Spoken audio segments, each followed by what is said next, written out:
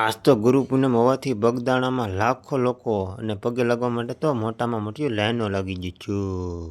બગદાણાનું રસોડું એટલે કે દુનિયાનું નંબર 1 રસોડું, અને અહીંયા તો રસોડા તો બહુ ટોક હતો કેમ કે ગુરુ પૂનમ હોવાના કારણે. બગદાણા ગુરુ પૂનમના મેળામાં તો આટલું સસ્તું વસ્તુ કે તમે કોઈ દિવસ નહીં જોયું હોય, અને હાવ સસ્તા ભાવમાં તમને આપી દેશે, તો અવશ્ય ખરીદી કરજો. હાલો મિત્રો, જય માતાજી, જય દ્વારકાધીશ, હર હર મહાદેવ. કેમ છો બધા? મજામાં જશો? કેમ કે આપણા ધમાકાદાર વ્લોગો તો બધા મજામાં જ હોય ને. અત્યારે આપણે આવી ગયા છીએ બગદાણા. તો તમે જોઈ શકતા હશો બગદાણામાં ટ્રાફિક જો કેટલું બધું વાહનનું ટ્રાફિક છે મિત્રો.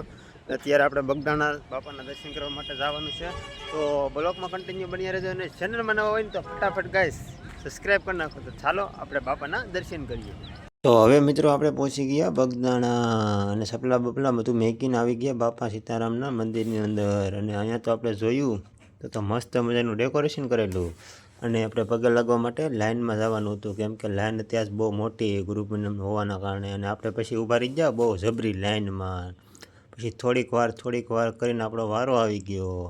પછી આપણે બગદાણા બાપાના દર્શન કરવા માટે થોડાક દૂર રહ્યા કેમ કે હજી બહુ ટ્રાફિક છે એટલે.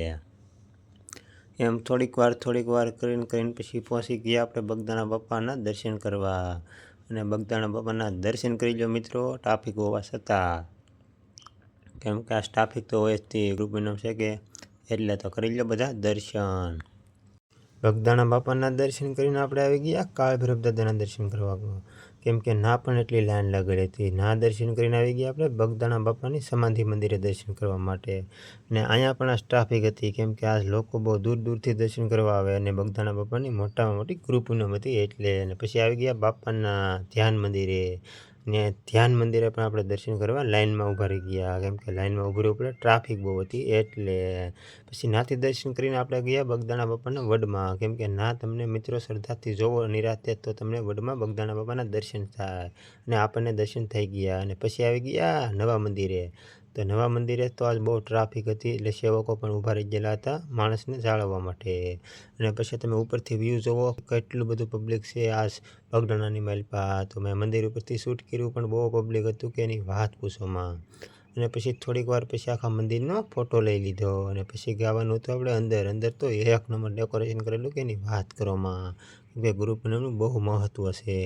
અને પછી ગયા આપણે અંદર. તો અહીંયા તમને મિત્રો રૂપાની મૂર્તિના બગદાણા બાપાના હું તમને દર્શન કરાવીશ, કેમ કે અહીંયા છે રૂપાની મૂર્તિ. અને અહીંયા પણ ટ્રાફિક તો હતી જ તે, કેમ કે ટ્રાફિક વિના તો થાય જ નહીં. આ ગુરુ પૂનમ હતી, ટ્રાફિકમાં આપણે લાઇનમાં ઊભા રહી ગયા, અને ઘણું બધું વેટ કરવું પડશે કેમ કે ટ્રાફિક જ એવી છે.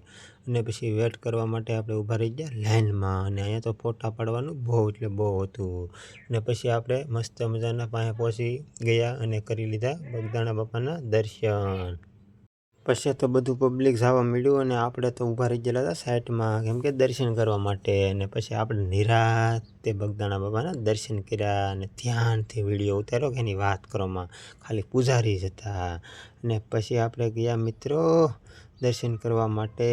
તો આ કયા દેવ છે જરાક કોમેન્ટ કરી દેજો. હનુમાન દાદાના દર્શન કર્યા.